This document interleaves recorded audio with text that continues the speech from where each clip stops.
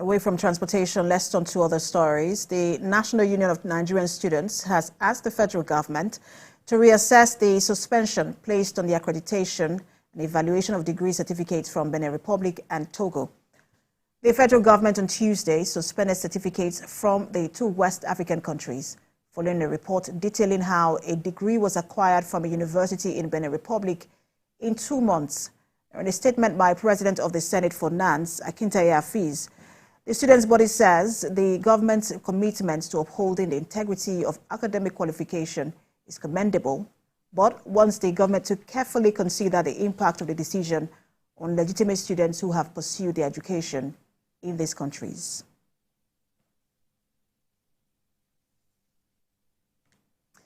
And joining me on the news to discuss this recent issue of fake certificates and its effects is the Director of Press and Public Relations, NYSC, Eddie Megwa. Good to have you join us. Thank you very much. And let me say that he joins us from Abuja studio. But let me start by asking you, have you gone through this report? And then if you have, what is your reaction to the lapses identified by the reporter about this scheme? Oh, yeah.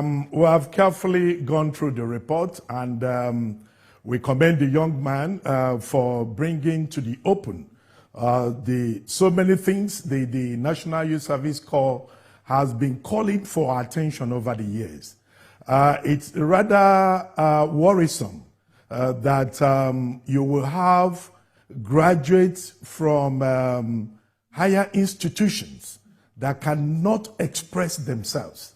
It's worrisome. Way back 2006, the NYSC raised this alarm when we noticed, even from our own local graduates, that some of them cannot even express themselves. And when we mobilize them from national service and post them to various places of primary assignment, they cannot cope. They cannot even teach the children in primary or secondary schools. And investigation had to be carried out. And we discovered that some student affairs officers in Nigeria, we go and collect money from bread and groundnut sellers and put their names in Senate-approved list for NYSC to mobilize. And when we noticed it, we raised alarm. And the findings were very startling. And since that time, most of the institutions that were concerned had to sanitize their process and punished the officers involved in the process. And that's why we started getting it right in Nigerian core-producing institutions. But the worrisome part is this one from Ghana, Cameroon, Niger, Cotonou, and Benin. If the producer can flash some of the things they are writing, you will begin to wonder if these people are actually graduates of higher institutions. It's rather embarrassing. In fact, on the 22nd of November 2023, the Director General convened a meeting of some core-producing institutions in Africa, and we addressed them so that we can sanitize the mobilization process. Most of them, we started this verification exercise in 2019, and we had over 24,000 of them registered to come into the National Youth Service Corps.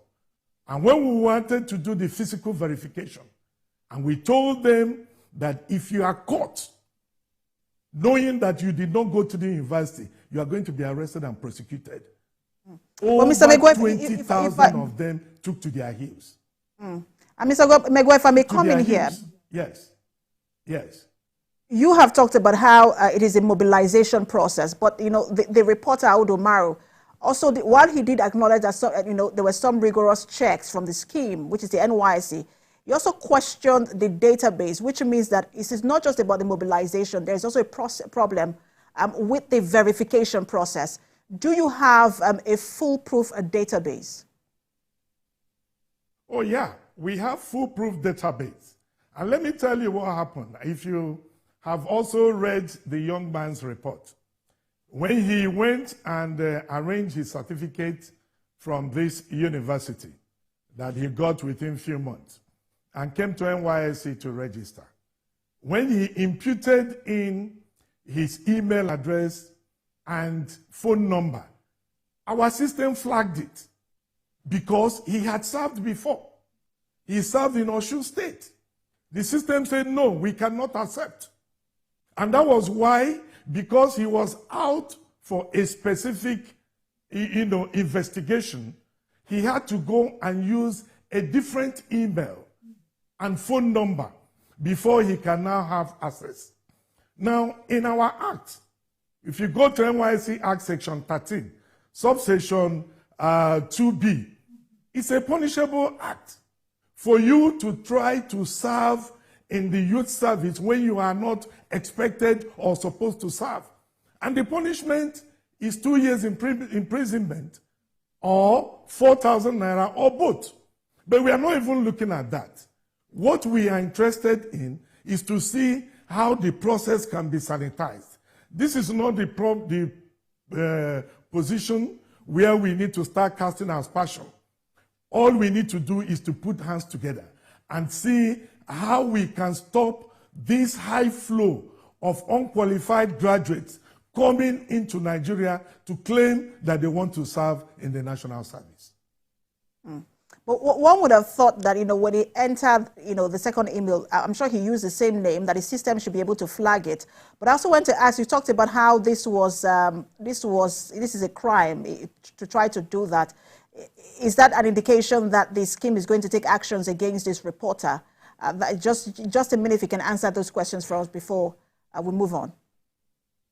Yeah. Like I said, we are not talking about getting into punishing the young man because his revelation is calling for national attention.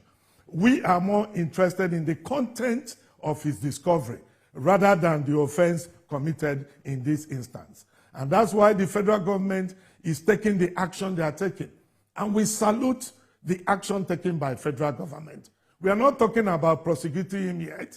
We're only interested in the procedure. Don't forget that ICT integrated system in any institution or anywhere in the country, or even outside the country, it's not cast on stone. It's evolving. We keep improving on it every day. Mr. Megwa, again, my apologies for jumping in, because I want to stay on the point that you just raised about the ICT system. This is not just an indictment on the NYSC, it is an indictment on the education sector as a whole in the country. What lessons are there for the scheme to stop these corrupt officials from infiltrating NYSC? Yeah, that's the first move is what the federal government is doing. And we have been shouting on this for so many years. We have written letter to the NUC, we've written letter to Federal Ministry of Education complaining on this issue. And that was why NYSC had to start subjecting graduates from these institutions to mini tests. And I have sent some to your producer. If you can flash them, let Nigerians see what graduates are writing. And these are people we are sending to go and teach. That's embarrassing. And NYSC, we have also noticed what is going on. Inwardly, we are also checking our own system to ensure that such issue will not happen again. Thank you so much. We're following this story and we will see how it plays out. We've been speaking with the Director of Press and Public Relations, NYSC, Eddie Megwa. Thank you so much for talking to us. Thank you very much.